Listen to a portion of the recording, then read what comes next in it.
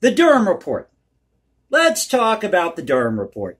And you know the old adage, you tell a lie, it will eventually catch up with you. And now the media is having to backtrack, especially at CNN. I think the people at CNN would die on any hill they could, no matter how big or small it was, if it was to save Democrats. And I'm an independent voter, so I can look at both political parties and say, ha ha, you guys are full of it. Because you are. I think that's why a lot of people voted for Trump. He was something different. He told you like it was. I will respect somebody who's going to tell me like it is, whether they're a Republican, a Democrat, an independent like myself. We want somebody who's real in America. I'm tired of you reading a teleprompter. Give it to me straight, man. Thelonious Monk had a documentary out called Straight No Chaser. That's what we need. Straight No Chaser. So CNN is backtracking. They posted an article yesterday, February 15th, says special counsel Durham alleges Clinton campaign lawyer used data to raise suspicion about Trump. This is by Caitlin Palance and Evan Perez. Now, this came out at 7:41 yesterday morning.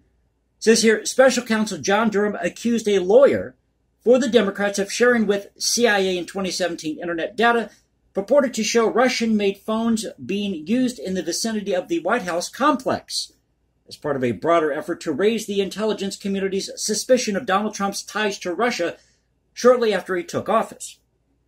Notice how they didn't say the Durham report says. They say here that John Durham accuses a lawyer or accused a lawyer, using the past tense here, for the Democrats of sharing with the CIA in 2017, yada, yada, yada. I think the people at CNN would die on a hill, any size that it was, to save Democrats. The accusation, which Durham conducted in vague technical language in a court filing late Friday, has been seized upon by Trump and his supporters who claim the former president was subjected to a smear campaign. Duh. You can't tell me that the Hillary campaign did not spy on the Trump campaign. Isn't it obvious? And do you know what it would undertake to undermine our election? I mean, to really disrupt the electoral process in this country? Hey, if they can watch you pick your nose in a bathroom, they can find electoral irregularities if they have to. I think there's a lot of people in Washington, D.C. suffering from irregularity. Durham says in the filing that Michael Sussman, the Democrat lawyer, spoke about internet data related to Trump in a meeting with a federal agency which sources say was the CIA more than 5 years ago. Sussman claimed the information, quote, demonstrated that Trump and or his associates were using supposedly rare Russian-made wireless phones in the vicinity of the White House and other locations, according to the filing. Durham's office said it found nothing to support the allegation. The special counsel also noted that the data showed a Russian phone provider connection involving the executive office of the president, quote, during the Obama administration and years before Trump took office. Or could it be that rumors were circulating before 2016 that Trump was thinking about running and the Hillary campaign and the Obama campaign or Obama administration caught wind of it? Yeah, I think that's what happened. Do you people at CNN think that we are that stupid? So then CNN backtracks. This is at CNN Business. Are you going to love this? Absolutely love this. By the way, this is the Cultural Confederacy. Welcome back to the channel. Clear my throat here. Drinking my coffee. The Sam's Choice 7 a.m. Saturdays coffee. I said it in my last video. You got to get a package of these beans. I'm not being paid by these people, but this is really good coffee. Just letting you know when there's a deal out there.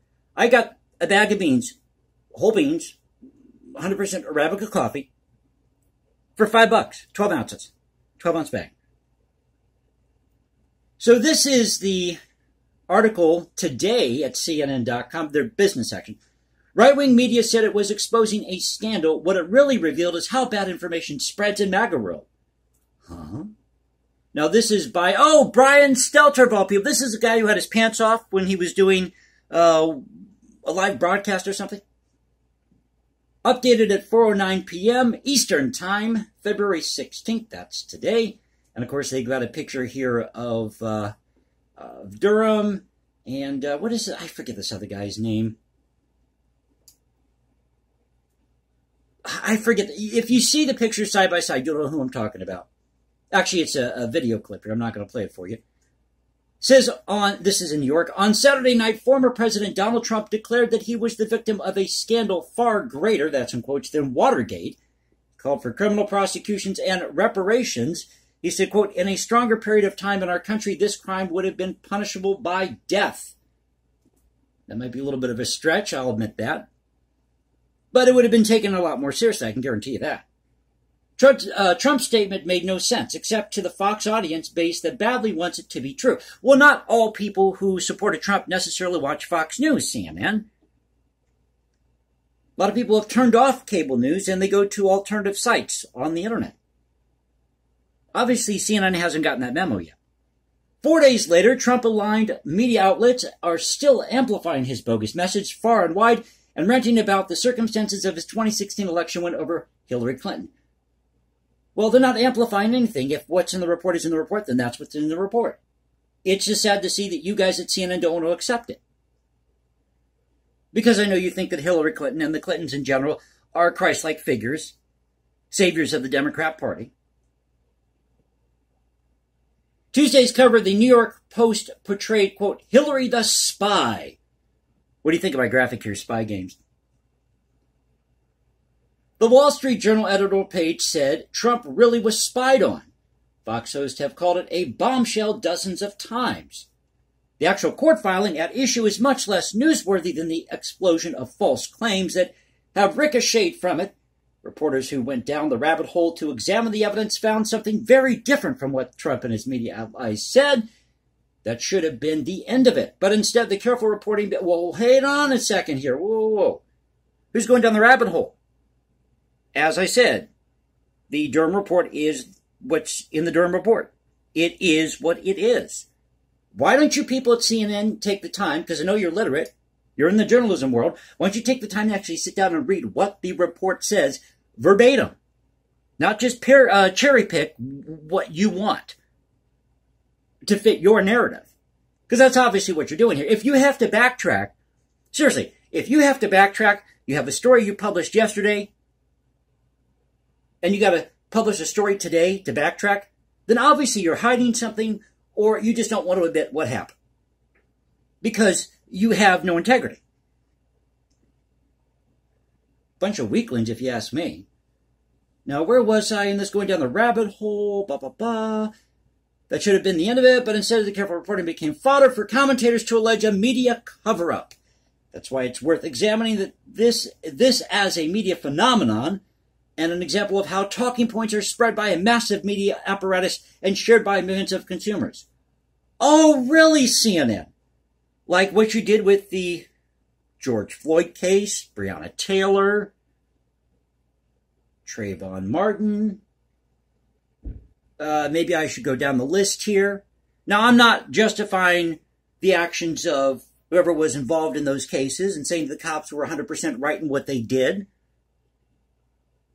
But you people at CNN, I remember this clip. This clip has been played I don't know how many times. You had some reporter out there from CNN saying these protests are peaceful. Mostly peaceful. And people were burning buildings behind this reporter. Again, what type of fools do you think we are, CNN? I just love this. How talking points are spread by a massive media apparatus, just like they talk about the Confederate battle flag, taking down Confederate monuments, America's racist, sexist, homophobic, it was all built on slavery, Ooh, the anatomy of a right-wing talking point. Again, I am an independent voter. I use logic and reason to figure things out, something that you people at CNN couldn't do if your life depended on it. If you had to search your way out of a wet paper bag to find logic and reason, you couldn't do it. The anatomy of a right-wing talking point. The talking points all stem from this on Friday night, as CNN's Caitlin Polentz and Evan Perez explained in a Monday article. Special counsel John Durham, quote, accused a lawyer He didn't accuse anybody of anything. He just gave his report for the Democrats of sharing with the CIA in 2017 internet data purported to show Russian-made phones being used in the vicinity of the White House. We talked about this in the previous article. The accusation was couched in what Palance and Perez described as, quote, vague technical language in a court filing. It was not accompanied by any indictments or other prosecutorial.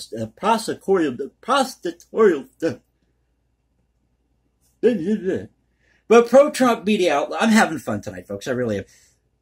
Okay, try this again. Back it up here, Jake. But pro-Trump media outlets noticed the filing and started to share it on Saturday.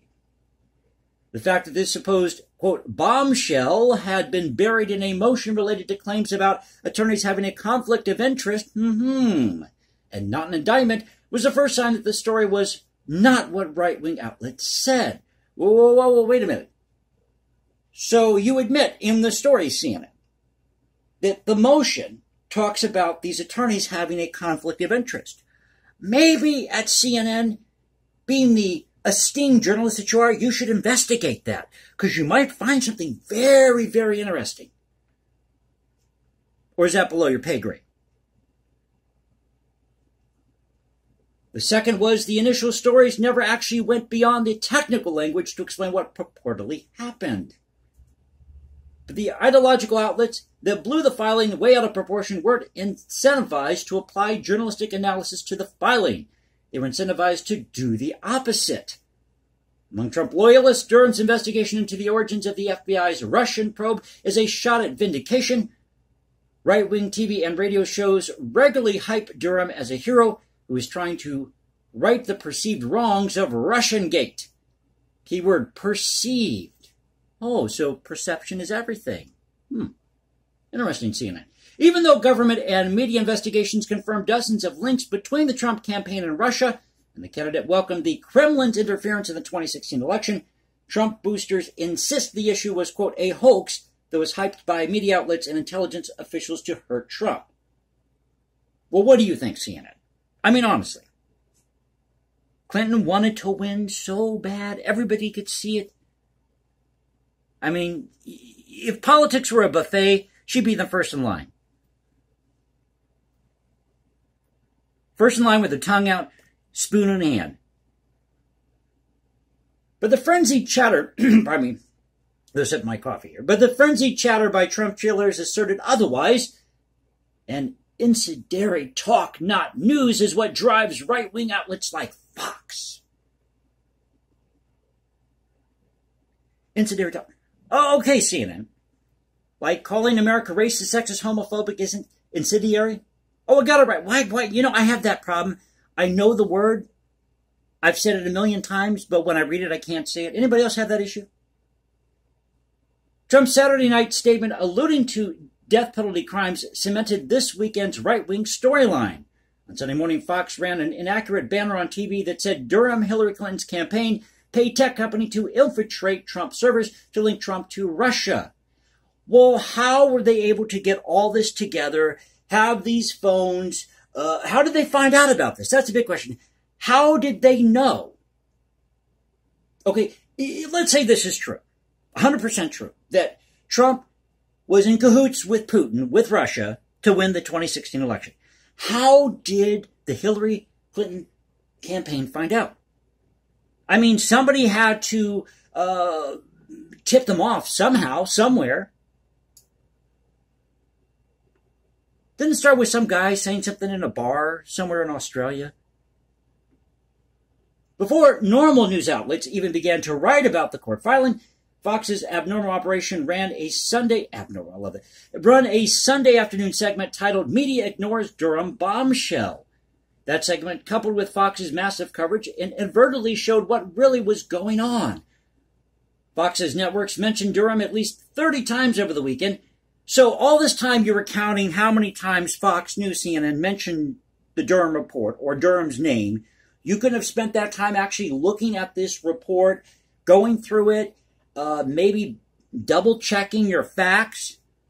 No, because I understand, as a media outlet, you're going to attack your opposition. Fox News is your opposition.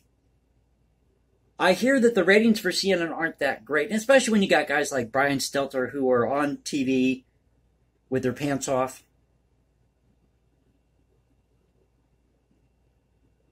+80 times on Monday and 55 times on Tuesday. Boy, you guys really use your time wisely there at CNN, I have to say. According to TV's data, that's TVEYES, or TVES data, almost all of the coverage was political talk driven by host and guest, not news reporting by correspondents. Oh, like you guys at CNN don't do that. You guys at ABC or CBS don't do that. Look, I'm not trying to root for the Republican side here. Again, I am an independent voter. But if you're going to be honest about what happened in the 2016 election or the 2020 election, then have an honest discussion about it, damn it. And don't be afraid to bring it on facts. And, you know, have the balls to come out and say, you know, we hated Trump so much, we decided to spy on his campaign because we just wanted to stick it to him.